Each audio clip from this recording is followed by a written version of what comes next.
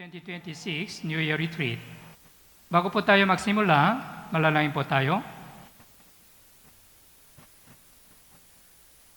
Banal at mahabagin naming amang Diyos sa langit, maraming salamat po sa inyong biyaya at dakilang pag-ibig. Kami sana ay mapunta sa impyerno dahil sa aming kasalanan. Subalit, ikaw ay nahabag sa amin at iligtas mo kami mula sa walang hanggang pagkawasak. Para sa 2026 New Year Retreat, kami ay nagtipon-tipon, kaming mga pinabanalang dugo ni Jesus upang makinig ng inyong salita at makakaroon ng isang pakikisama. Halos matatapos na ang taong 2025. Nawa balikan natin kung paano naming ginugol ang taong ito sa aming buhay Kristiyano. At nawa gumawa kami ng mga pagpapasya para sa bagong taon upang maghanda sa 2026 sa pamamagitan ng New Year Retreat. Naway maunawaan namin ang kalooban ng Diyos sa pamamagitan ng itong New Year Retreat. Nawa makukuha namin ng spiritual lakas sa pamamagitan ng salita ng Diyos at pakikisama. Naway mabubuhay kami upang matupad ang kalooban ng Diyos sa pamamagitan ng aming buhay. Nawa makakaroon kami ng isang isipan at tutulungan namin ang isa't isa upang maisaktukaran ang kalooban ng Diyos sa pamamagitan ng aming iglesia. May ilang kapatid na hindi nakadalo sa New Year Retreat, saan man sila nakakaroon at anumang ang kanilang ginagawa, pakiusap na huwag nilang kalimutan ang pag-ibig ng Diyos at ipapatuloy ang kanilang buhay Kristiyano. Mula sa simula ng New Year Retreat hanggang sa matapos, tulungan at samahan nawa kami ng banal na Espiritu. Ito po yung aming panalangin sa pangalan ni Hesus Kristo. Amen. Okay, buksan po natin. Unang Juan, chapter 4. Unang Juan, chapter 4, from verse 7 hanggang verse 11. Unang Juan, chapter 4, mula versikulo 7 hanggang 9.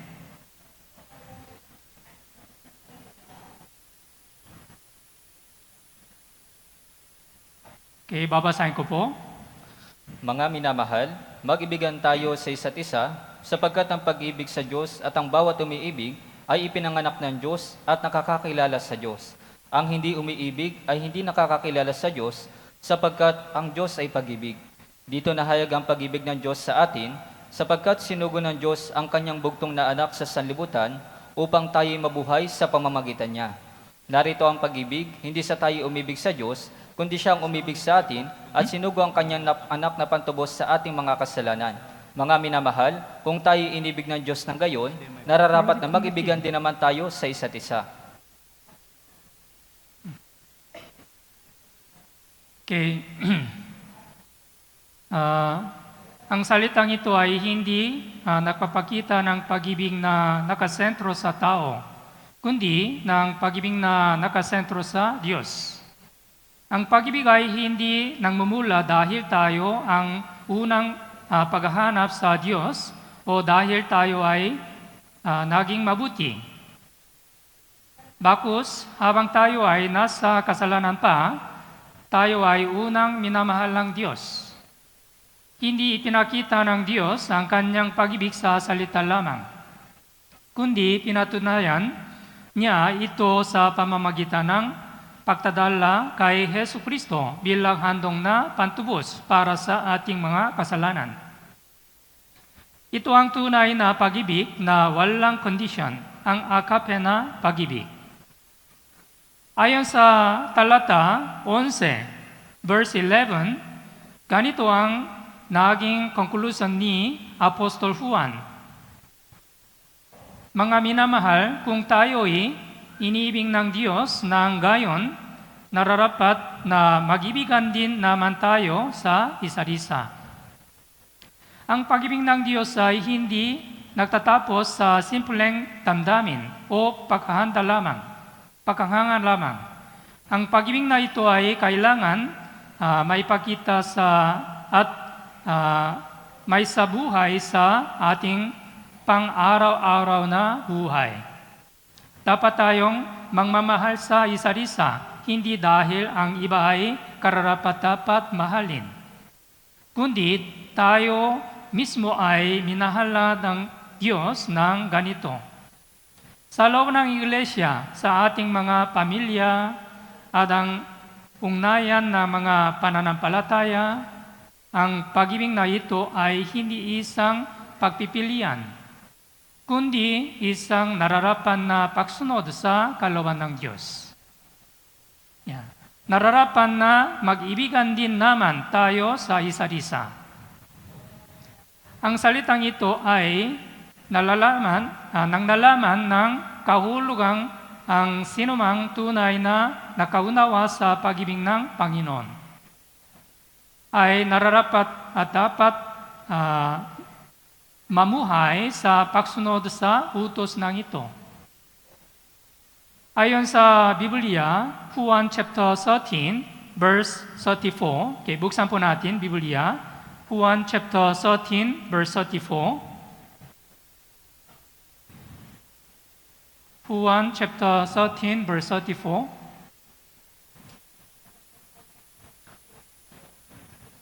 Wala? Why? Juan chapter 13, verse 34.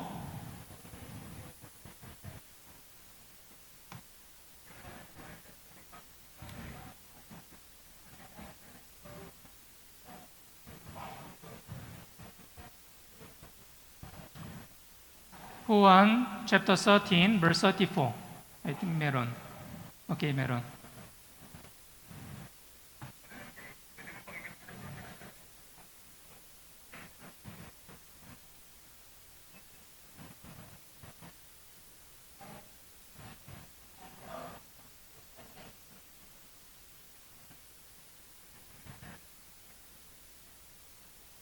Okay, basahin po natin ng sabay-sabay. Isang bagong utos ang sa inyo'y ibinibigay ko, na kayo'y magmahalan sa isa't isa. Kung paanong minahal ko kayo, magmahalan din kayo sa isa't isa. Yeah. Ang salitang ito ay nanglalaman ng kahulugang ang sinumang tunay na nakaunawa sa pag-ibig ng Panginoon. Yeah. Sa huling hapunan, ibinigay ni Jesus sa kanyang mga alagad ang pinakamahalaga ang bagong utos. Yon ay ang mag-ibigan kayo. Juan chapter 13 verse 34, isang bagong utos ang sa iyo'y ibinigay ko na kayo'y magmahalan sa isa't isa. Kung paano minamahal ko kayo, magmahalan din kayo sa isa't isa. Ito ay hindi lamang isang simpleng moral utos, kundi ito ang nagtatakda ng pagkakakilalan at dahilan ng ating pag-iral bilang mga Kristiyano. Pagkulayan natin ang utos na ito ng pag-ibig sa pangunahing punto at pagtayo nating isang iglesia puno ng pag-ibig. Kaya na inyong nalalaman ang Philippine Life for Mission ng ating iglesia para sa taong 2026. Bagong taon ay may slogan na mag-ibigan kayo sa isa't isa. Sa pamamagitan ng New Retreat na ito, nais nating pag-aralating mas malalim ang kahulugan ng salitang ito. At idinadalangin natin na sa darating na taon ay maging isang iglesyang ng mamahalan ng sa isa't isa at puspos ng pag-ibig ang ating iglesia. Yeah. Ang antayan ng ating pag-ibig, ito ay ang pag-ibig ng Diyos. The love of God. Ito ang dahilan kung bakit kailangan nating magmahalan sa isa't isa. Unahin muna nating pag-isipan kung bakit kinakailangan nating mangmahalan sa isa't isa. Upang lubos nating maunawan ang bantayan nito, kailangan muna nating malalaman kung paano tayo minamahal ng Diyos, bakit na tayo ay mga makasalanan. Sinabi ng Panginoon, kung paano minamahal ko kayo, mangmahalan din kayo sa isa't isa. Ano ang bantayan ng ating pag-ibig? Ang pag-ibig ng Diyos. Ito ay ang pag-ibig ng Diyos. Ang pinakamahalagang salita sa Biblia ay si Yesu Kristo. Tama po ba? Yeah. Sa Lumang Tipan, ipinangako na darating si Jesus sa mundo ito. Sa Bagong Tipan, nakadala kung paano natupad ang pangako yon sa pagdating ni Jesus. At sa lahat na gawain ni Jesus, ang pinakamahalaga ay ang kaganapan sa krus. Ang krus ang lugar kung saan napakita ang pag-ibig at katarungan ng Diyos ng sabay. Ano ang katanggihan ng Diyos? Una, ang Diyos ay pag-ibig. Pangalawa, ang Diyos ay katarungan. Ang Diyos ay pag-ibig. Ito ang likas ng katanggihan ng Diyos. Ang pag-ibig ang pinakamalaking katanggihan ng sumasakop sa lahat ng kanyang katanggihan. Ang Diyos ay matuwid. Ayon sa Isaiah chapter 30 verse 18, sapagkat ang Panginoon ay Diyos ng katarungan. Awit chapter 89 verse 14 also, sabi dito, ang Diyos ay hindi nagpapabaya sa kasalanan. Ang ating mga kasalanan ay dapat parusahan. Ang hiwaga ng krus, saan natatakpo ang katarungan, ang pag-ibig. Paano niya tayo inibig kahit na makasalanan nang hindi nasisira ang kanyang katarungan? Ito ay sa pamamagitan ng krus ni Yesu Kristo. Tinupad ni Jesus ang hinihingi ng kanyang katarungan, ang kabayaran ng para sa kasalanan. At sa pamamagitan nito ay ipinakaloob niya ang pag-ibig sa atin. Pinatunayan ng pag-ibig habang tayo ay makasalanan pa. Okay, buksan po natin Biblia, Roma chapter 5 verse 8. Roma chapter 5 verse 8.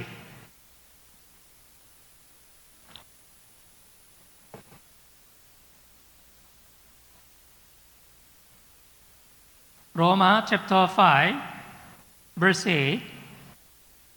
Okay, basahin po natin ng sabay-sabay. Subalit pinatutunayan ng Diyos ang kanyang pag-ibig sa atin na noong tayo'y mga makasalanan pa, si Kristo ay namatay para sa atin. Yeah. Pinatutunayan ng pag-ibig habang tayo ay makasalanan pa. Yeah. Ayon sa Roma chapter 5 verse 8, subalit pinatutunayan ng Diyos ang kanyang pag-ibig sa atin na noong tayo ay makasalanan pa, si Kristo ay namatay para sa atin. Pag-isipan natin ang dalawang katanggihan ng Diyos, ang kanyang katuwiran at pag-ibig. Ang katuwirang Diyos ay kailangan hatulang ang kasalanan. Tama po ba? Yeah. Ngunit, ang pangmamahal na Diyos na nangnanais na iligtas ang mga makasalanan tao. Sa punto kung saan tila nagpabanggaan ang dalawang katanggihan nito. Tayo ay parang nasa isang malaking dilema. Paano ibigin ng Diyos ang kasalanan? Kung basta palalampasin niya ang ating kasalanan, mawawasak ang kanyang katuwiran. Kung hatulan niya tayo ayon sa ating kasalanan, tila walang pawang ang pag-ibig. Ang pinakamatibay at pinakabiyayang sagot ay nasa Roma chapter 5 verse 8. Ipinakita ng talatang ito kung gaano tiyak ang ating kaligtasan at kung gaano dakila ang pag-ibig ng Diyos sa atin. Ang unang dapat nating pansinin sa talata ay ang pananalitang nang tayo ay makasalanan pa. Ang panahong ito ang nagbibigay na pinakamataas na halaga sa pag-ibig ng Diyos. Kailang ang pag-ibig ng tao ay nakalasang ipinakita. Kapag may pakinabang ang tao sa atin, minamahal din nila tayo o may mabuting hangarin sila. Ngunit ang kalagayang makasalanan ayon sa Biblia ay kabaliktaran ng lahat na ito. Tayo ay mga kaaway ng Diyos ayon sa Roma chapter 5 verse 10. Tayo ay mahina at walang kagayahan, Roma chapter 5 verse 6. Tayo ay walang pag-asa, Efeso chapter 2 verse 12. Kaya dapat nating lubos na maunawaan kung gaano kadakila ang pag-ibig ng Diyos. At hindi natin kailanman dapat kalimutan ang dakilang pag-ibig ng Diyos na yon. May isang anak na lalaki, siya ay may malubhang sakit sa puso. At kung hindi siya agad matatanggap na heart transplant, tiyak na siya ay mamatay. Sa gitna ng sitwasyon niyan, may isang dono ng puso na nagpakita. Walang iba, kundi ang kanyang sariling ina. Maraming tao ang natatanong sa ina ng bata, mayroon ka pang mahabang buhay na naghihintay sa inyo. Bakit mo pinili ang landas na ito? Bakit mo? Sumagot ang ina, mas mahalagang ang dahilan kung bakit dapat mabubuhay ang aking anak kaysa dahilan kung bakit ako dapat mabubuhay. At siya ang anak na pinakamahal ko higit kanino man. Kaya handa kong ibigay ang aking puso para sa kanya. Bago pumasok sa operation, marahang kinausap ng ina ang kanyang anak sa sinabi, habang ang aking puso ay matuloy na tumitibok sa loob mo, huwag mong kalimutan na ang mama ay laging kasama mo. Mahal na mahal kita, anak. Alam mo ba, pinakamagandang salita sa mundo? Pinakamagandang salita sa mundo. Ano po ba? Ano ang pinakamagandang salita sa mundo? Yeah. Una, love. Pangalawa, ano pangalawa? Alam mo ba? Mother. Pangatlo, Father? Walang father. Peace. Yeah, ito ay pinakamagandang salita sa mundo. Yeah, una, pag-ibig. Pangalawa, mother. Pangatlo, peace. Yeah. Okay, buksan po natin Biblia. Unang Juan chapter 4, verse 9 and 10.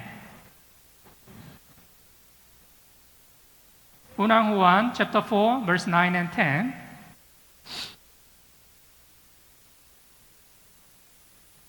Unang Juan chapter 4, verse 9 and 10.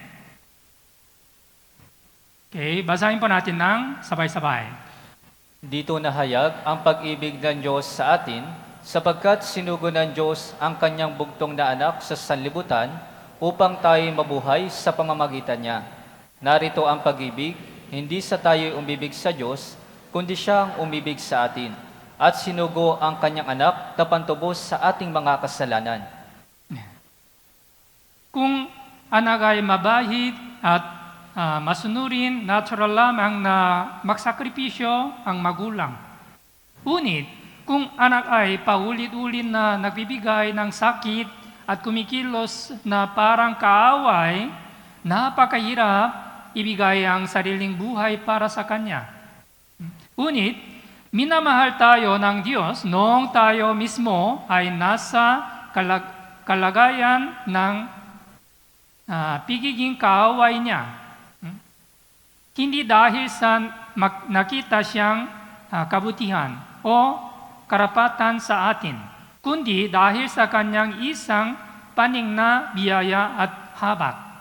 Hindi lamang sinabi ng Diyos na mahal niya tao. Ipinakita niya ito sa pamamagitan ng kamatayan ni Kristo. Ito nahayag ang pag-ibig ng Diyos sa atin, sapagkat sinugo ang Diyos sa kanyang butong na anak sa sanlibutan upang tayo'y mabubuhay sa pamamagitan niya. Narito ang pag-ibig hindi sa tayo'y umibig sa Diyos, kundi siya ay umibig sa atin. Ito ay dakilang pag-ibig. Dinala ni Jesus ang parusa ang ating kasalanan. Ito ay natugunan at katuwiran.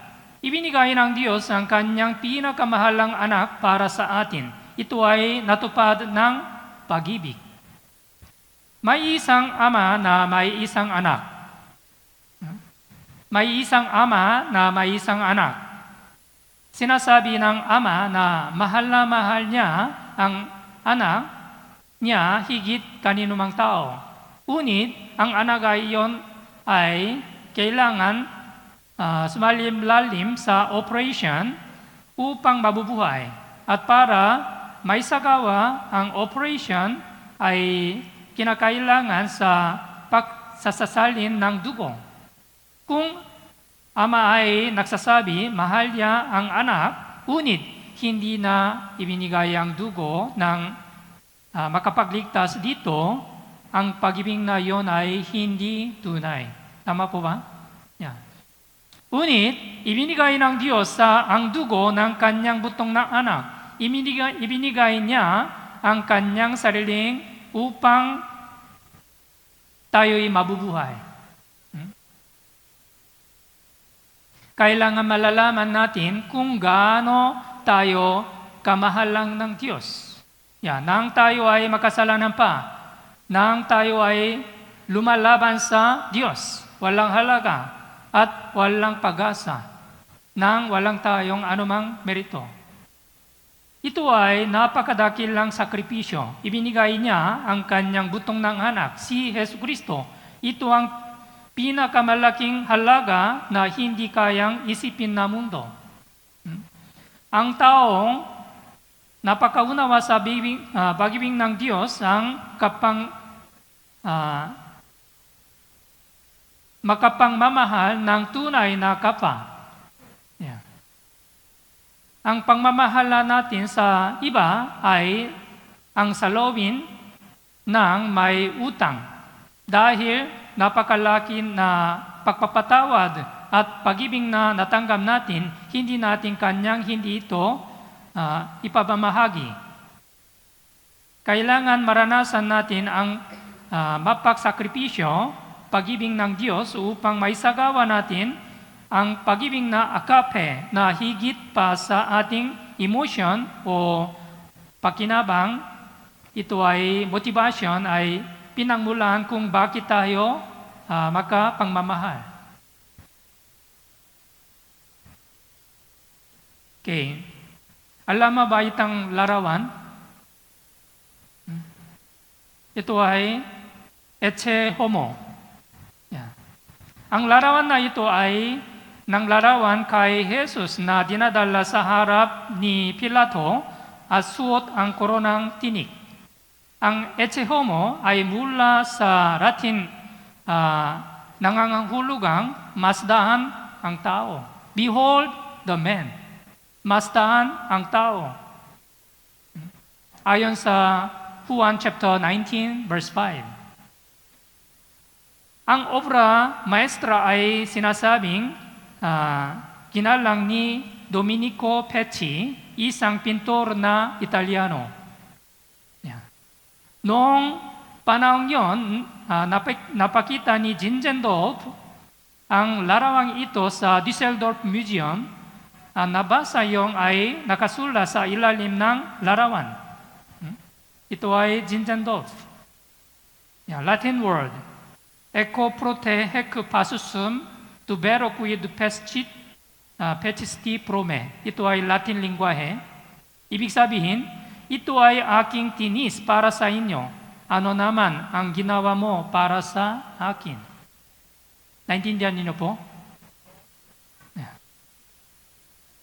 Ang karanasang ito ang naging mahalagang sandali ng nagbago sa kanyang pananampalataya at direksyon ng kanyang buhay.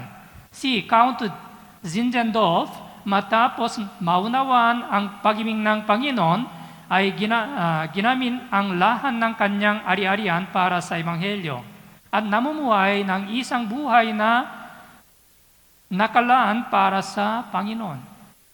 Ayon sa Roma chapter 5, verse 5, ang pag-ibig ng Diyos ay ibinuhos para sa ating mga puso. Dahil ang pag-ibig ng Diyos ay ibinuhos sa puso ng mga Kristiyanong naligtas. Ang Kristiyanong nakaunawa sa pag-ibig ng Diyos ay namumuhay na may pusong nagnanais ng tumungon at nagpapasalamat sa biyayang yon.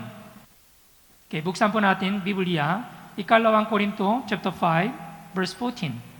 Ikalawang Korinto, chapter 5, verse 14.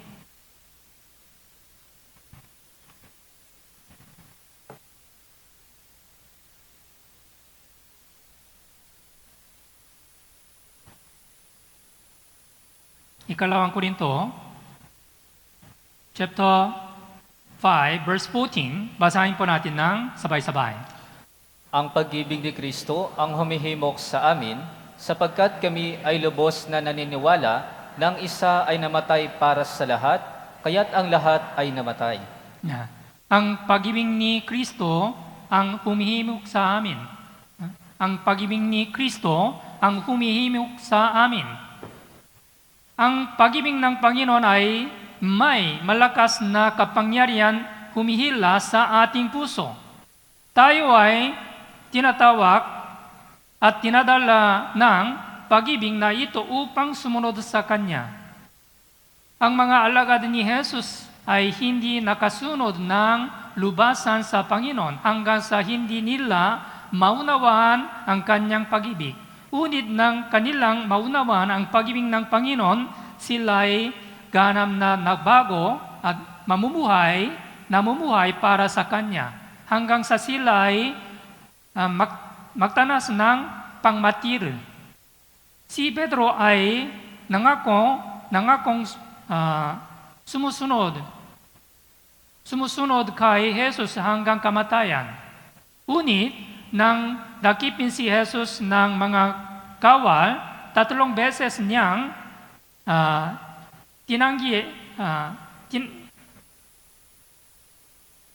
itinanggi na kilala niya siya. Gayunman, matapos niyang makikilala ng Panginoon, ipinako sa krus at muling nabubuhay, ang kanyang buhay ay lubusang nagbago.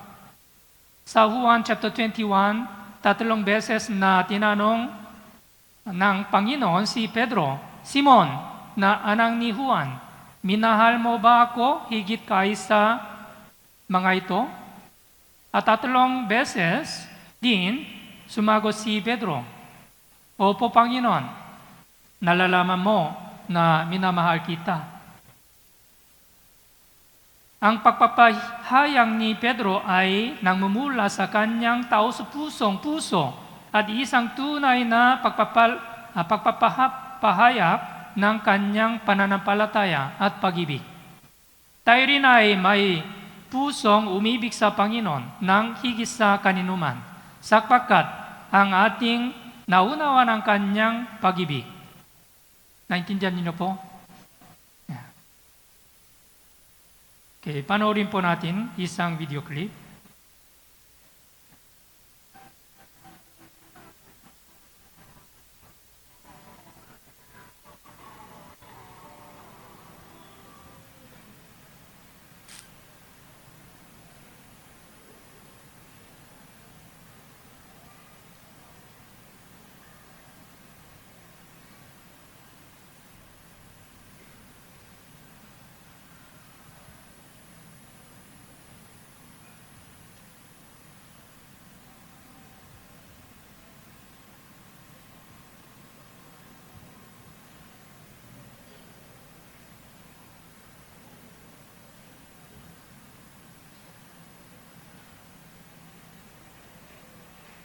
Which video clip? The audio?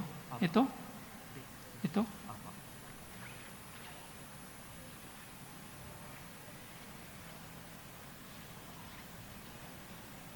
Okay, panoorin po natin isang video.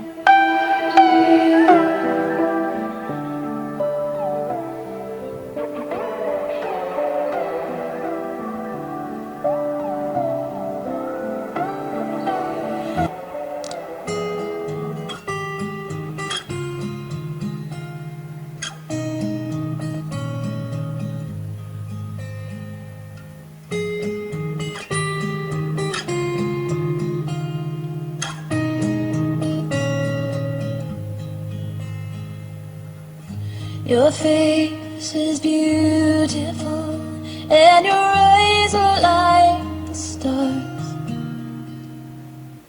Your gentle hands have healing there inside the scars.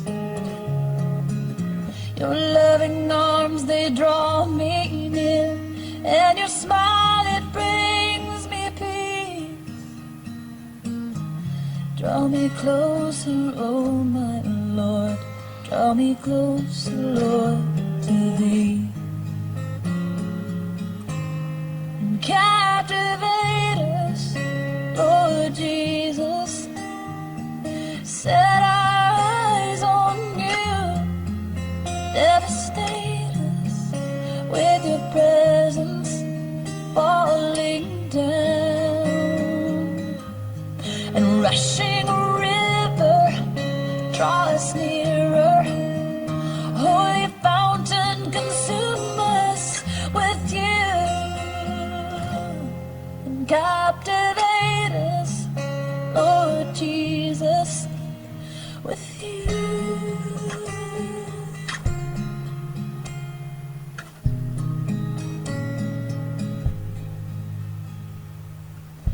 Your voice is powerful, and Your words are radiant bright.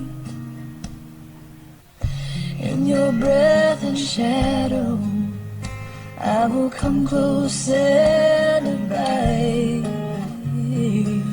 You whisper love and life divine, and Your fellowship is free. Draw me closer, oh my Lord, draw me closer, Lord, to Thee. And captivate us, Lord Jesus, set our eyes on You, devastate us with Your presence falling down. And rushing river, draw us nearer. Holy fountain, consume us with You. Captivate us, Lord Jesus, with You.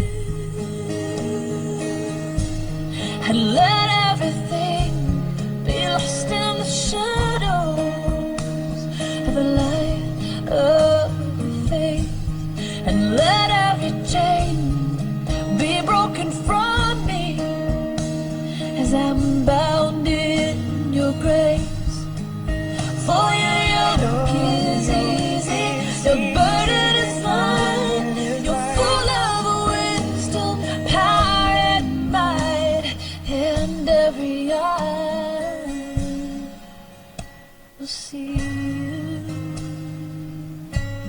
and captivate us. Oh, Jesus, set our eyes on you, devastate us with your presence, falling down, and a rushing river, draw us nearer. Holy fountain, consume us with you and captivate us, Lord Jesus, with you. Captivate us, Lord Jesus, with you. Captivate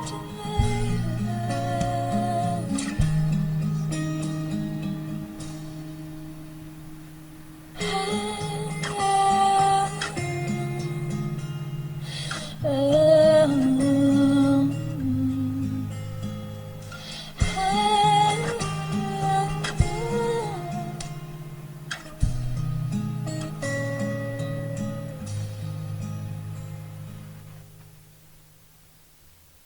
Tell me as it feels. Naintindihan niyo po? Okay, buksan po natin, Biblia. Juan chapter 13, verse 34. Juan chapter 13, verse 34.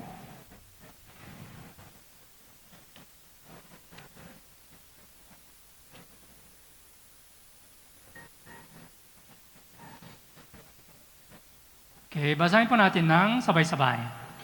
Isang bagong utos ang sa inyo'y ibinibigay ko, na kayo'y magmahalan sa isa't isa. Kung paanong minahal ko kayo, magmahalan din kayo sa isa't isa. Yeah. Kayo'y mangmahalan sa isa't isa. Love one another. As I have loved you. Yeah. Ang bagong utos ng Panginoon, mag-ibigan kayo. Yeah. Bakit tayo dapat mag-ibigan? Ito ay utos sa kautusan ni Jesus. Isang bagong utos nang ibinigay ko sa inyo, magmahalan kayo, mag-ibigan kayo isa't isa. Bago ipako si Jesus sa krus, iniwan niya sa mga alagad ang pinakamahalagang utos. Ito ay mangmahalan kayo. Bakit kaya ibinigay niya ito sa huling sandali? Sa pagkarang tunay na tanda ang isang alagad ay ang pag-ibig. Hindi payo ang ibigay ni Jesus. Hindi payo ang ibigay ni Jesus, kundi utos. Naintindihan niyo po? Ibig sabihin, ang pag-ibig ay hindi lamang damdamin. Ito ay utos na dapat sundin. Halimbawa, maaaring sasabihin ng isang sister, hindi kami nakasundo ng taong yon. Na makasundo ng taon yon. O hindi ko mararamdaman na mahalin siya. Uni, sinabi ni Jesus, huwag ibase sa pakiramdam, kundi ibase pagsunod. Sinabi ni Jesus ang sukatan ng pag-ibig. Kung paanong inibig ko kayo, mangmahalan din kayo. Minahal ni Jesus ang mga alagad kahit mahina sila. Maging si Judas na magtaksil, binigyan niya pa rin ng tinapay at inibig hanggang wakas. Tama po ba? Yeah. Tayo ay madalas may condition. Ngunit ang pag-ibig ni Jesus ay walang condition. Buksan po natin, Unang Juan, chapter 4, verse 21. Unang Juan, chapter 4, verse 21. Unang Juan, chapter 4, verse 21. Okay. Basahin po natin ng sabay-sabay. At ang utos na ito na mula sa Kanya ay nasa atin, na ang umiibig sa Diyos ay dapat ding umibig sa kanyang kapatid. Ang pag-ibig sa Diyos at pag-ibig sa kapwa ay magkaugnay. Kung inibig natin ang Diyos, ang pag-ibig na yon ay kusang dumadaloy sa ating kapwa. lalo na sa mga kapatid sa loob ng iglesia. Ang pananampalataya hindi lamang simpleng paniniwala sa puso, kundi pag-ibig na naipapakita sa pamamagitan ng mga gawa. Ang pagtatanggap ng utos ay hindi lamang isang simpleng patakaran, kundi isang prinsipyo ng buhay na ibinigay ng Diyos sa ating puso. Ang umiibig sa Diyos ay sumusunod sa utos na ito ay ipinakita ang kanyang buhay sa pamamagitan ng pamumuhay sa pag-ibig. Ang pag-ibig sa kapatid ay hindi lamang sa salita, kundi sa pamamagitan ng pagtulong, pag-unawa, pagpatawad, at paglilingkod. Ang ating pag-ibig ay isang katibayan ng pananampalataya at buhay na patunay ng ating pag-ibig sa Diyos.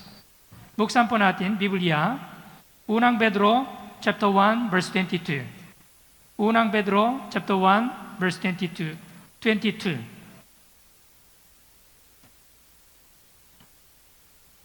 Okay, babasahin ko po. Ngayong nilinis na ninyo ang inyong mga kaluluwa sa pamamagitan ng inyong pagsunod sa katotohanan, kaya't kayo'y may tunay na pag-ibig sa isa't isa. Mag-ibigan kayo sa isa't isa ng buong alab mula sa dalisay na puso. Yeah. Mag-ibigan kayo sa isa't isa ng buong alam mula sa dalisay na puso. Sa loob ng iglesia, ang pag-ibig ay hindi dapat mananatili lamang sa panlabas na anyo, sa simpleng paghati, o sa mga salita may formalidad lamang. Kailangan nating tutulungan kapang may pangangailangan, yakapin ang nasasaktan at itulok ang mga nadadapa. Sagpaka dito ang tunay na pag-ibig. Minahal tayo ni Jesus ng tapan na walang kondisyon. Kaya naman tayo rin ay dapat magmamahal lang hindi nagtadakta ng kondisyon at hindi nakakakula kung may kapalit pa o wala. Ako ba ay nagsasabi, mahal ko ang kapatid, ngunit wala anumang tunay na gawa o pagsuporta?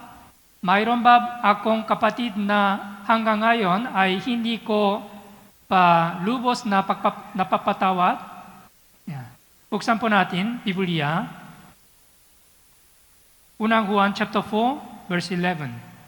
1 Juan chapter 4, verse 11. 1 Juan chapter 4, verse 11. Basahin po natin ng sabay-sabay. Mga minamahal, kung tayo'y inibig ng Diyos ng gayon, nararapat na mag-ibigan din naman tayo sa isa't isa. Yeah. Mga minamahal, kung tayo'y inibig ng Diyos ng ngayon, nararapat na mag-ibigan din naman tayo sa isa't isa. Ang pag-ibig na utos at paalala ng Diyos, ang dahilan kung bakit natin dapat mahalin ang isa't isa ay dahil nauna ng minahal tayo ng Diyos. Ang pag-ibig ay hindi isang pagpipilian, kundi isang natural na tungon ng taong nakaranas ng pag-ibig ng Diyos. Kaya naman, tulad na magmamahal ng Diyos sa atin, dapat nating tunay na mahalin ang ating kapwa, mga kapatid. Ang pag-ibig ay hindi lamang sa salita, kundi dapat itong may labas sa pamamagitan ng mga gawa sa ating buhay. Okay, buksan po natin 1 Juan chapter 4 verse 12. 1 Juan chapter 4 verse 12. Okay, basahin po natin ng sabay-sabay. Walang nakakita kailanman sa Diyos, kung tayo'y nag-iibigan sa isa't isa, ang Diyos ay nananatili sa atin, at ang kanyang pag-ibig ay nagiging sakdal sa atin. Yeah, kung tayo'y nag-ibigan sa isa't isa, ang Diyos ay nananatili sa atin. Ito ay dahilan. Bakit mag-iibigan kayo sa isa't isa. Kung tayo'y nag-iibigan sa isa't isa, ang Diyos ay nananatili sa atin. Ito po ay napakamahalaga. Ang Diyos ay isang di nakikitang Diyos. Ayon sa Juan chapter 4, verse 24, ang Diyos ay Espiritu. Espiritu ay hindi nakikita.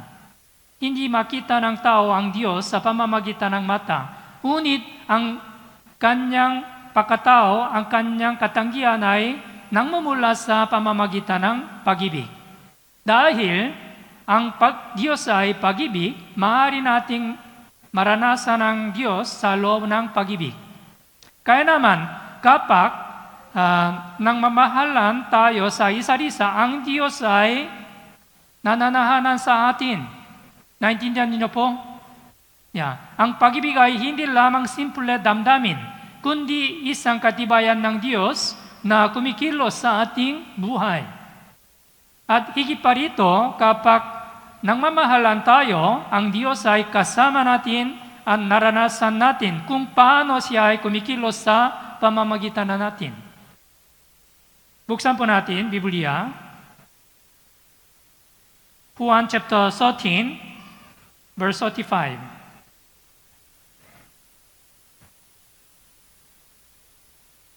Juan chapter 13, verse 35.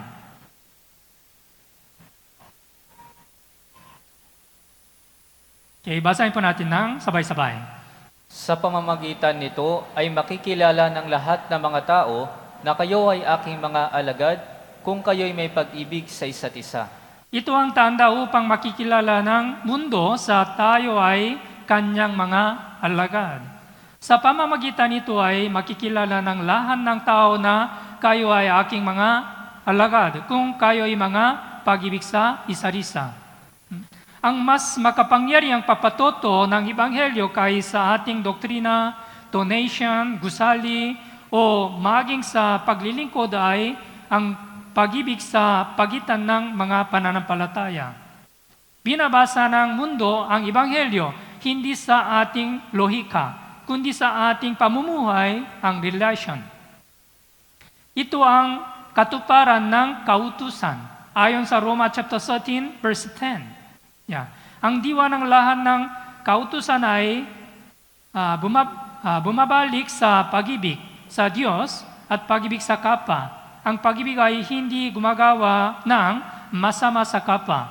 Kaya, ang pag-ibig ang katuparan ng kautusan. Okay, buksan po natin, Biblia. Mateo chapter 22. Mateo chapter 22, verse 37 hanggang 40. Mateo chapter 37 hanggang 40.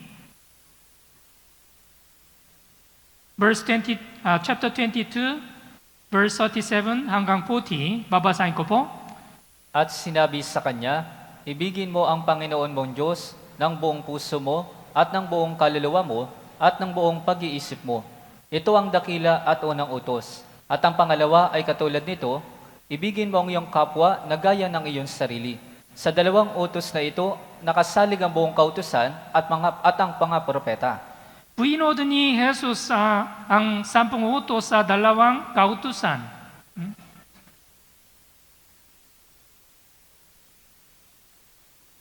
Ang diwa ng lahat ang kautusan ay bumabalik sa pag-ibig sa Diyos at pag-ibig sa kapwa. Ang pag-ibig ay hindi gumagawa ng masama sa kapwa. Kaya, ang pag-ibig ang katuwiran ng kautusan. Ayon sa Roma chapter 13, verse 10, ang pag-ibig ay hindi gumagawa ng masama sa kanya kapwa. Ang pag-ibig ang siyang katuparan ng kautusan.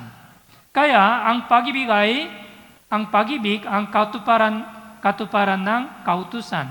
Ibinigay ng Diyos ang kautusan sa bayan ng Israel na inutusan niya silang sundin ito. Ngunit hindi nila ito nagawang sundin ni isa man. Nilabag nila ang lahat. Kaya din tayo, wala tayong lakas upang tuparin ang kautusan. Kaya dumating si Jesus na nakatawang tao at sa pamamagitan ng kanyang kamatayan sa krus, kanam niyang tinupad ang lahat ng hinihingi ng kautusan. Yan. Ayon sa Roma chapter 10, verse 4, sapagkat si Kristo ang kinauwian ang kautusan upang maging matupad ang bawat sumasampalataya. Ang krus ay ang lugar kung saan sabay na nahayag ang hatol ng Diyos laban sa kasalanan. At ang kanyang dakilang pag-ibig sa pamamagitan ng pag-ibig ni Hesus Kristo, Jesus sa krus, kanam niya tinupad ang lahat hinihingi ng kautusan.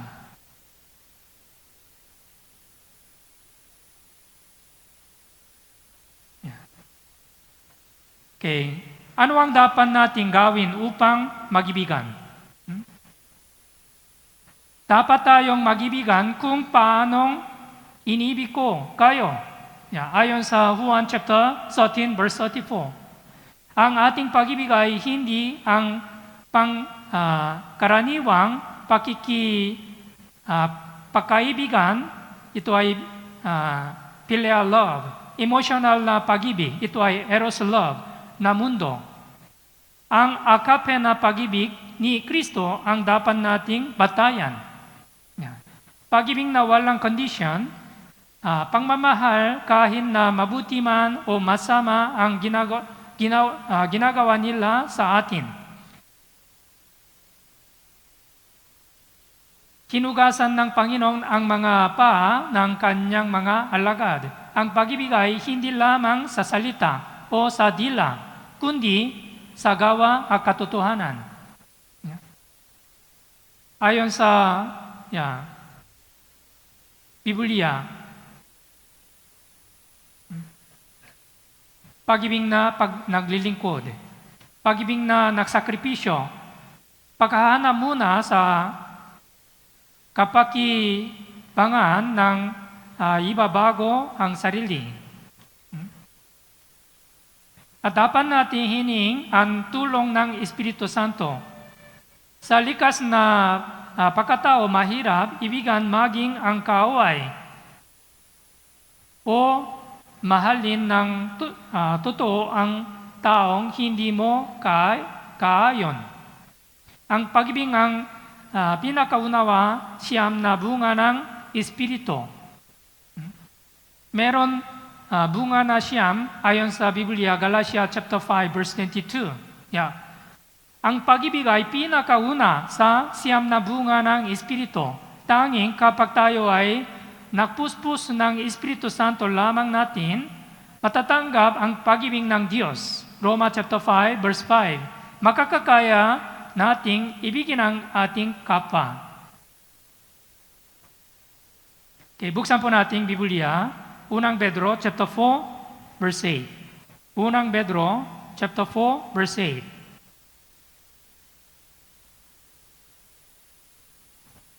Unang Pedro chapter 4 verse 8. Basahin po natin ng sabay-sabay. Higit sa lahat, magkaroon kayo ng maningas sa pag-ibig sa isa't isa, sapagkat ang pag-ibig ay nagtatakip ng maraming kasalanan. Dapat nating takpan at patawarin ang mga pagkakamali. Ang pag-ibig ay hindi humihiming ng perfectong relasyon, kundi kakayahang yakapin ang pagiging hindi perfecto. Ang pagtatakip sa pagkakamali ng kapatid, gaya ng pagpapatawad na natanggap natin, ang pinaka-practical na pagkakakita ng pag-ibig. Tayo ay gumawa ng iglesyang puno ng pag-ibig.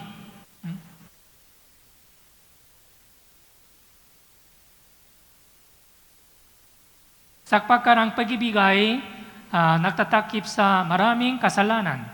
Ayon sa unang Pedro chapter 4 verse 8. Ang iglesia ay hindi pagtitipon ng mga perfectong tao. Meron po ba the perfectong taong sa iglesia? Wala po. Yeah.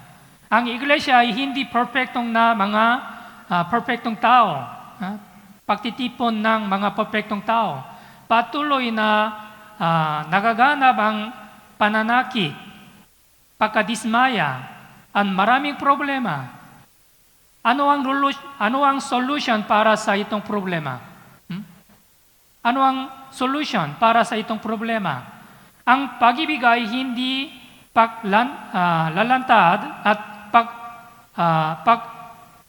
paghuhusga sa kasalanan na iba, kundi pagtatakim nito sa pamamagitan ng dugo ni krus.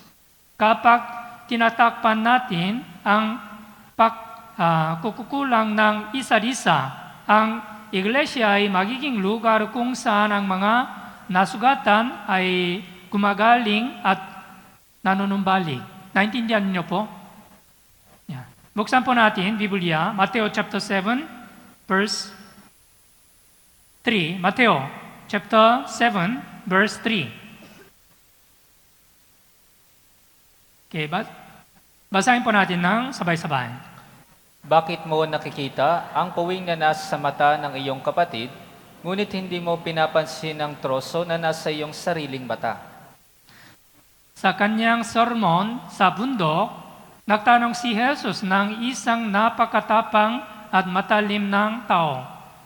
Bakit mo nakikita ang puwing sa mata ng inyong kapatid, ngunit hindi mo napapansin ang troso sa sarili mong mata? Naintindihan niyo po? Yeah. Ang salitang ito ay hindi lamang isang payong moral na nagsasabing huwag hamatol sa iba. Ito ay isang mensahe tungkol sa tamang direksyon ng ating pananampalataya. Likas sa atin na maging sensitive sa kahinaan at pagkakamali ng iba.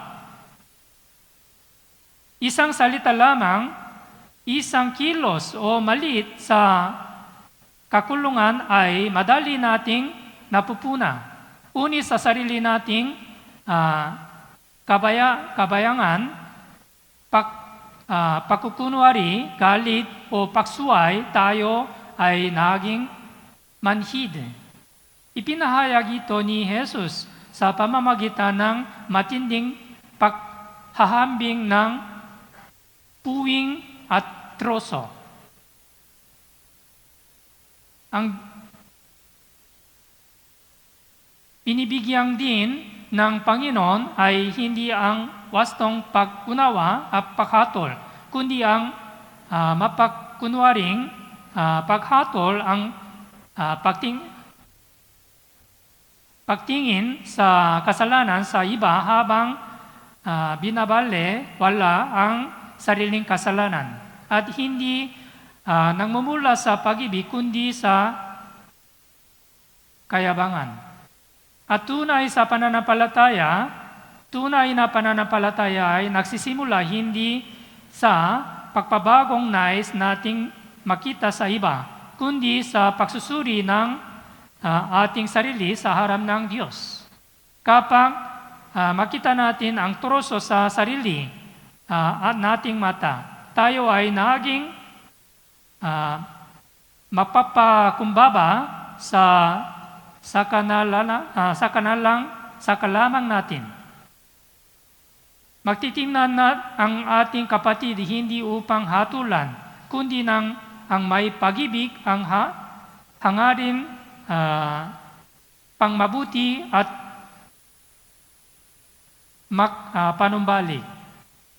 Kahit na may iba pang mga problema sa loob ng iglesia, kung tanglay natin sa ating mga puso ang mapapakumbabang diwa ng ang pag-ibig ng Panginoon, ang lahat ng mga ito ay hindi maging malaking hadlang sa ating pamumuhay ng pananampalataya. Ang pag-ibig ay natatakim na maraming kasalanan. Buksan po natin Biblia, Unang Juan chapter 4 verse 20. Unang Juan chapter 4 verse 20.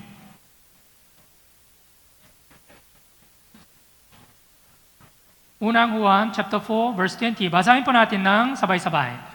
Kung sinasabi ng sinuman, iniibig ko ang Diyos at napupuot sa kanyang kapatid, siya ay sinungaling. Sapagkat ang hindi umiibig sa kanyang kapatid na kanyang nakikita, ay hindi maaaring umibig sa Diyos na hindi niya nakita. Ang nagsasabing mahal ang Diyos, ngunit hindi mahal ang kapatid ay isang sinungaling. Ayon sa Unang Juan chapter 4 verse 20. Sapagkat ang hindi umibig sa kanyang kapatid na kanyang nakikita ay hindi ibig sa Diyos na hindi niya nakikita. Ang pag-ibig sa Diyos ay hindi abstrakto. Ito ay sinusuka sa konkretong buhay sa paraan na pakikitungo natin sa ating malapit na mga kapatid. Ang damdamin mo sa kapatid na nararamdaman mong hindi sa comfortable pagkatapos ng pagsamba o sa taong may ibang pananaw ay siyang sukatan ng inyong pag-ibig sa Diyos. Okay, panoorin po natin isang video.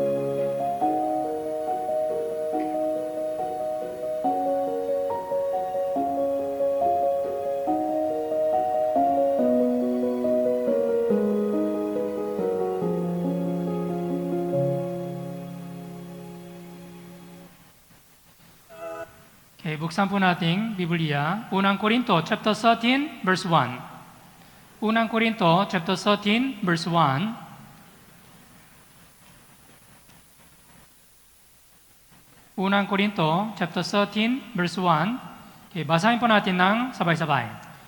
Kung ako'y magsalita ng mga wika ng mga tao at ng mga anghel, subalit wala akong pag-ibig, ako'y nagiging isang maingay na pompyang o batingaw na umaalingaw-ngaw. Yeah. Kung ako ay magsalita ng mga wika ng mga tao at ng mga anghel, subalit wala akong pag-ibig, ako'y nagiging isang maingay na pompyang o batingaw na umamalingaw-ngaw. Kung walang pag-ibig, ang pinakamahusay na salita ay ingay lamang sa harap ng Diyos. Gayon din sa kasalukuyan, kahit na maganda ang inyong pag-aawis sa pagsamba, kahit na mayroon kang magandang pangangaral, kahit na mayroon kang malaking kaalaman na intellectual na pangangaral, kung walang pag-ibig, wala itong anumang kabuluhan sa harap ng Diyos. Naintindihan niyo po? Ang pag-ibig ay hindi lamang simpleng damdamin. Ang pag-ibig ay karakter ng Diyos, ang bunga ng Espiritu, ang esensya ng isang Kristiyano. Ang mga salitang walang pag-ibig ay hindi makapagbibigay buhay sa puso ng tao. Ang mga salitang walang pag-ibig ay hindi makapagbuo sa mga relasyon. Ang ministeryong walang pag-ibig ay hindi kalugod-lugod sa Diyos. We cannot please God without love. Ang salita walang pag-ibig, gaano man ito kasing tama, ay nagsasara ng puso ng kausap. Habang ang salita puno ng pag-ibig, bagamat mukhang kulang minsan, ay nabubukas ng puso ng kausap. Mayroon ka bang ibang teksto na kailangan mong isalin o ipaliwanag? Okay, buksan po natin, unang Korinto, chapter 13, verse 4.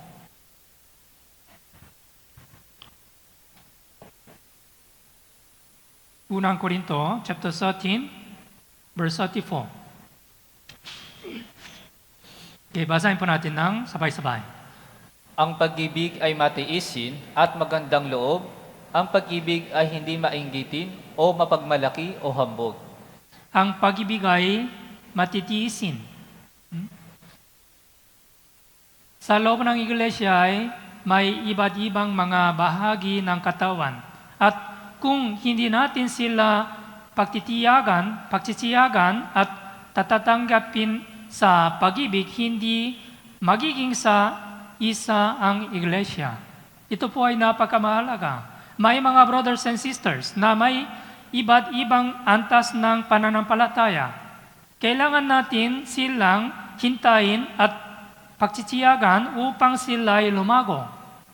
Kung hindi natin pagtitiyagan at hihintayin ang mga problema o kahinaan ang ating mga kapatid, maraming hidwaan at alitan ang lilitaw sa loob ng iglesia. Ang buhay pananampalataya ay hindi lamang basta maunawan na isip, kundi natutunan sa pamamagitan ng actual na pamumuhay. At upang maunawan ang pagkakamali at kahinaan ang ating mga kapatid, kailangan natin may mahinahong puso. Sinabi ni Jesus sa Mateo chapter 11 verse 29, sapagkat ako ay mahamo at mapakumbabang puso, kaya tayo rin ay dapat makakaroon ng mahamo at mapakumbabang puso upang maunawan at tanggapin ang ating mga kapatid. Okay, buksan po natin ang Biblia, Efeso chapter 4 verse 2. Efeso chapter 4 verse 2.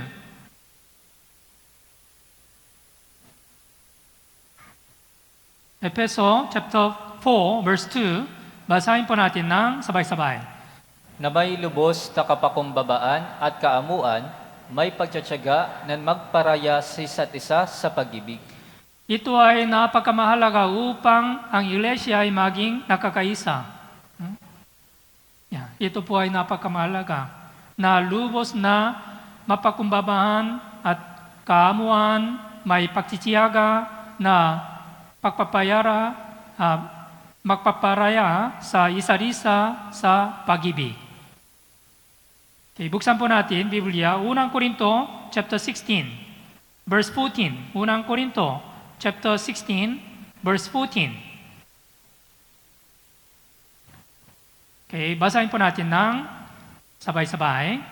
Lahat ng inyong ginagawa ay gawin ninyo sa pag-ibig. Lahat ng inyong ginagawa ay gawin ninyo sa pag-ibig. May kalima na ang pahayag na ito, ngunit napakahalagang kahulugan nito.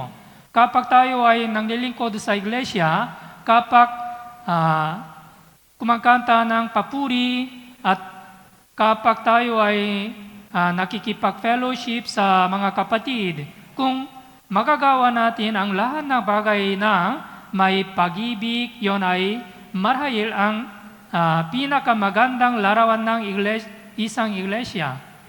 Kapag ginawa natin ang lahat ng bagay na may pag-ibig, napapasya natin ang Panginoon at nagiging iglesia ang kanyang ninanais. Upang magagawa natin ang lahat ng bagay ng may pag-ibig, tulad ng sinabi sa Efeso chapter 4, verse 2, kailangan natin maging mapakumbaba, kaumuan, at mapagtiis, at magtutunong, pagpaubaya sa isa-isa sa pag-ibig. Halimbawa, isang may bahay na kusang loob na gumagawa ng maraming gawaing bahay dahil minamahal niya ang kanyang pamilya. Tama po ba? Maraming bagay na kailangan gawin sa bahay. Maglilinis, maglaba, magluto. At kung may mali na bata, alalaganan din ang mga ito. Hindi ito isang araw lang ginagawa, kundi ulit-ulit, araw-araw. Mga sisters, mahirap po ba o hindi mahirap? Mahirap. Napakamahirap. Minsan ay nakakapagod, nakakalubos na lakas. Ngunit, ang asawa ay kusang loob na ginagawa ito dahil minamahal niya ang kanyang asawa at mga anak. Tama po ba? Ganito rin ang ating paglilingkod sa loob ng iglesia, maraming paulit-ulit na gawin, paglilinis, pagluluto, at iba pang mga serbisyo sa Bible Seminar, sa Summer Retreat, sa Young Adult Retreat, sa New Year Retreat. Marami. Kung wala ang pag-ibig sa Panginoon at sa ating mga kapatid, mahirap itong ipapatuloy ng tuloy-tuloy at buong puso. Naintindihan niyo po? Kaya, 1 Korinto chapter 16 verse 14, lahat ng inyong ginagawa ay gawan ninyo sa pag-ibig. Naintindihan niyo po? Kapag ginawa natin ang lahat ng bagay ng may pag-ibig, nagiging posible ang lahat ng ito. Buksan po natin Biblia, Colossus chapter 3, verse 14. Colossus chapter 3, verse 14. Colossus chapter 3, verse 14. Basahin po natin ng sabay-sabay. At higit sa lahat ng mga bagay na ito, ay magbihis kayo ng pag-ibig na siyang tali ng kasakdalan.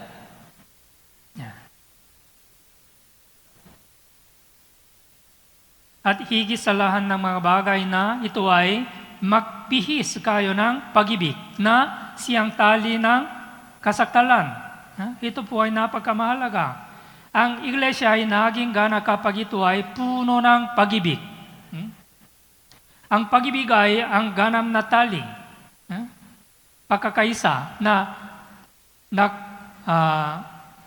bubulokod sa komunidad, gaano man kagandang programa, kahusay ang sermon, karami ang paglilingkod. Kung walang pag-ibig, ito ay gaya ng tanso, tumutunog o simbalong, umaaling ngaw-ngaw. Nais nating maging liwanag na mundo ang ating iglesia. Ang liwanag na iyon ay hindi nangmumula sa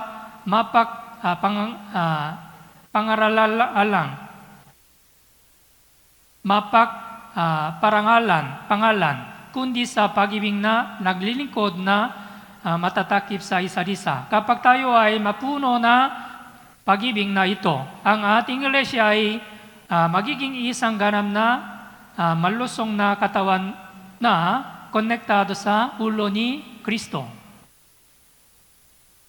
Simula ngayon, palitan natin ang ating pamatayan ng pag-ibig mula sa mundo patungo sa pag-ibig na krus.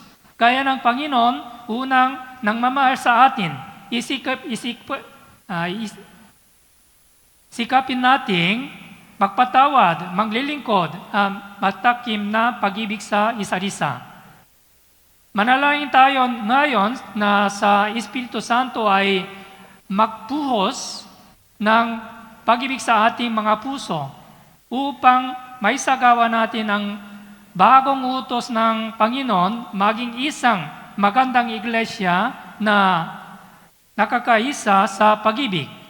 Buksan po natin 1 Corinto chapter 13 verse 13. 1 Corinto chapter 13 verse 13. 1 Corinto chapter 13 verse 13. Basahin po natin ng sabay-sabay. At ngayon ay nananatili ang tatlong ito, ang pananampalataya, pag-asa at pag-ibig. Ngunit ang pinakadakila sa mga ito ay ang pag-ibig. Yeah. Ito po ay napakamahalaga. At ngayon ay nananatili ang tatlong ito, ang pananampalataya, pag-asa at pag-ibig. Ngunit ang pinakadakila sa mga ito ay ang pag-ibig. Naintindihan niyo po? Yeah.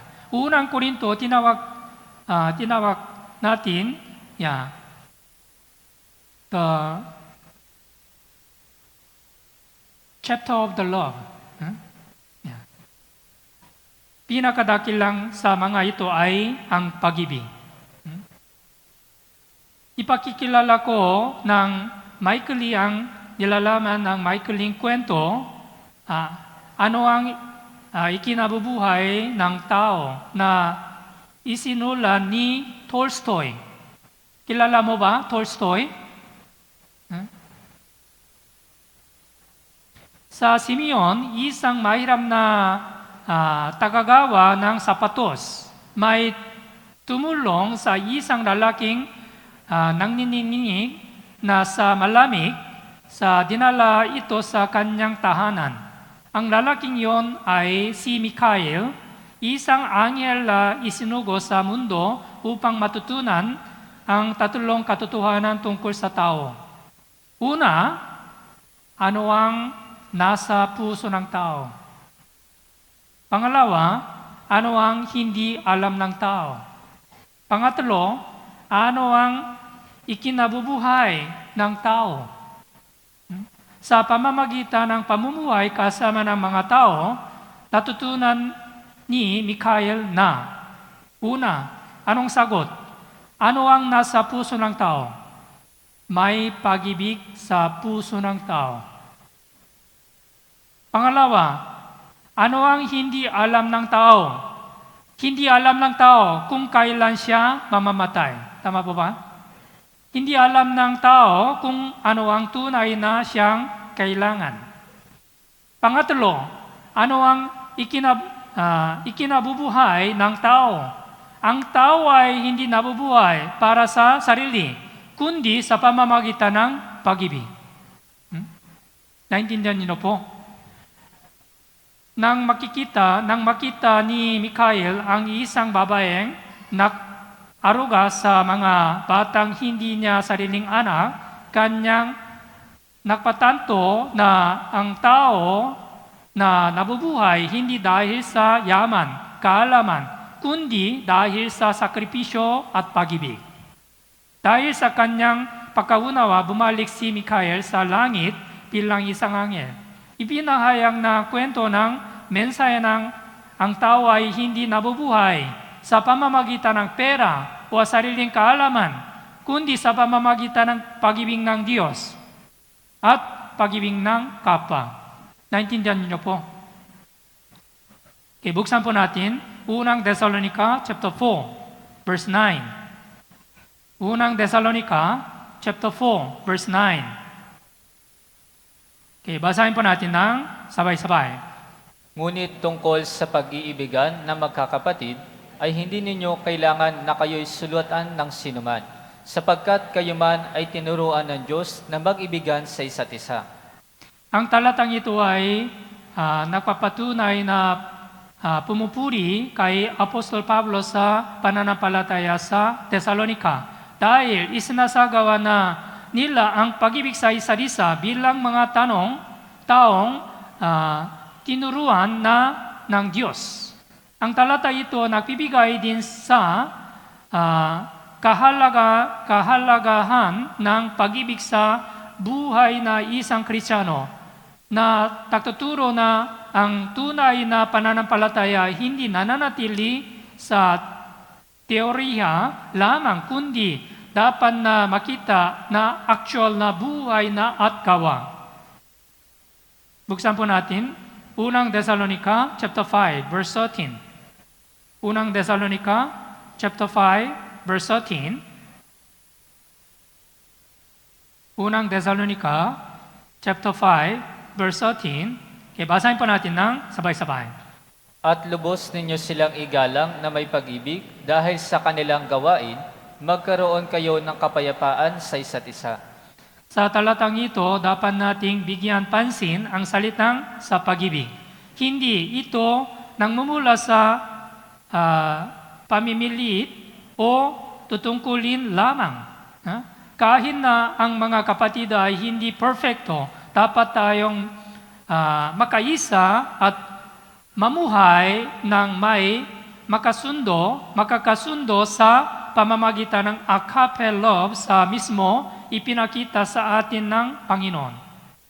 Ito ang nais na Panginoon na ito ang nakakapagpasya sa Kanya.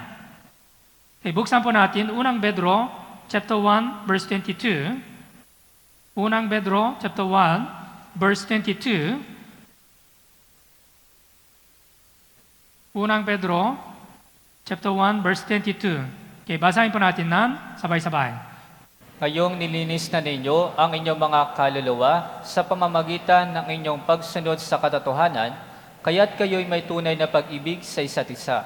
Mag-ibigan kayo sa isa't isa ng buong alab mula sa dalisay na puso. Mag-ibigan kayo sa isa't isa ng buong alab mula sa dalisay na puso. Ang talatang ito ay nagsasalita muna ng pagsunod bago ang pag-ibig. Tayo ay hindi nang mamahal batay lamang sa damdamin, kundi ng pagsunod sa katotohanan.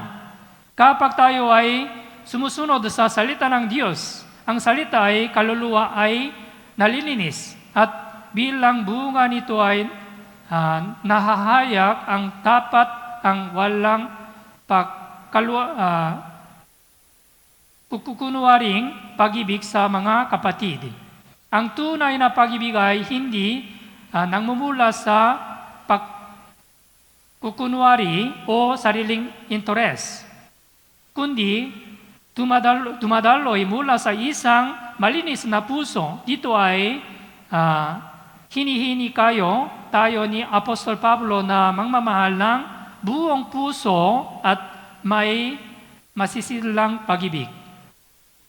Ang pag-ibig na ito ay hindi lamang o pumala lamang, kundi isang aktibong pag-ibig na may kasamang pagpapasya at sakripisyo. Sa loob ng iglesia, ang iglesia ay hindi isang pagpipilian kung tayo ay naglinis sa pamamagitan ng pagsunod sa katotohanan.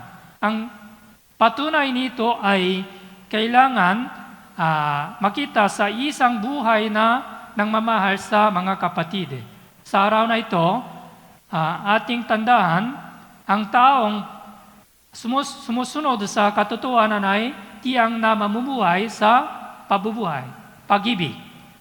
Yan. Okay, buksan po natin Biblia, Unang Juan chapter 3 verse 18. Unang Juan chapter 3 verse 18.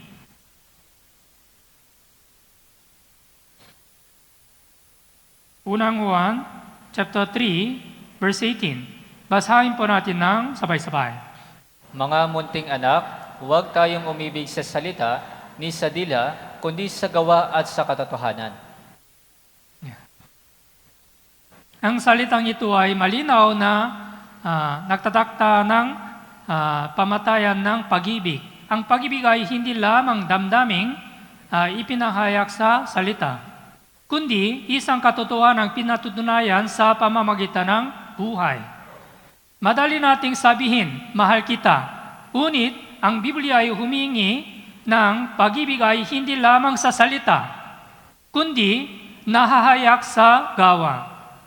Ang tunay na pag-ibig ay lalo pang nahahayag kapag ang sitwasyon ay hindi comfortable at kapag may kailangan isakripisyo o bayaran.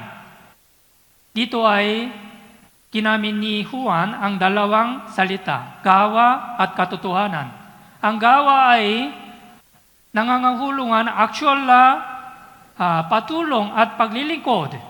At ang katotohanan ay tumutuloy sa pusong walang pagkukunwari.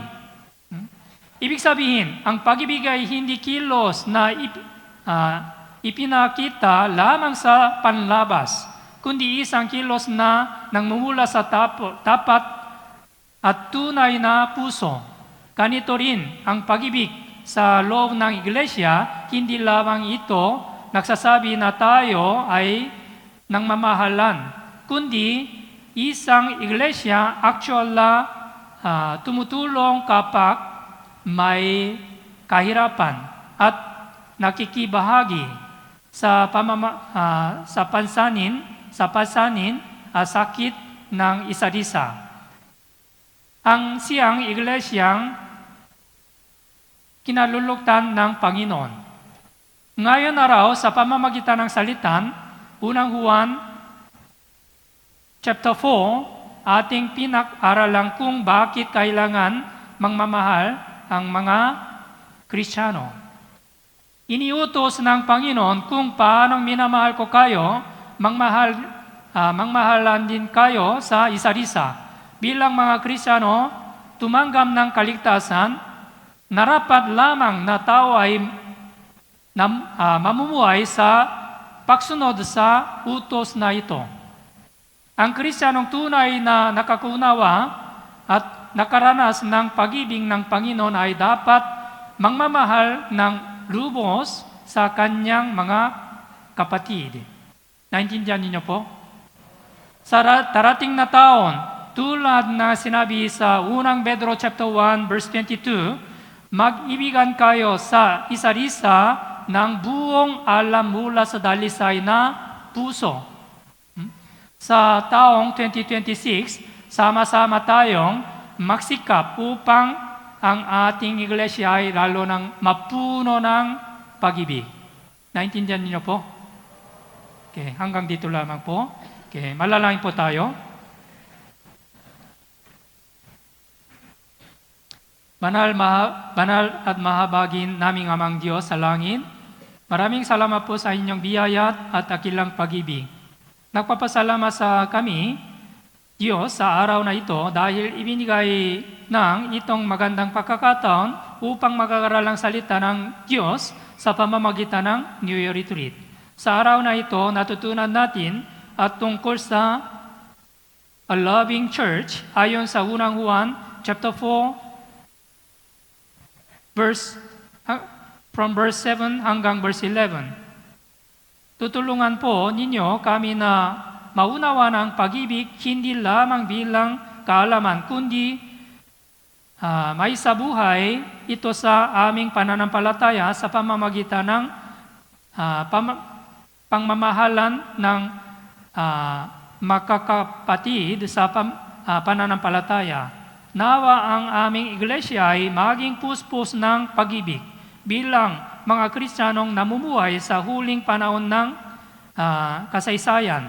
Tutulungan po ninyo kami na maunawan na tama ang inyong kalooban at maging isang iglesia masusunurin sa inyong salita. Sa pamamagitan ng year retreat na ito, bigyan po ninyong kami ng bagong pasya sa aming mga puso at tutulungan po ninyo kami nasa darating na taon ay namuhay ng higit na ngayon sa inyong kalooban.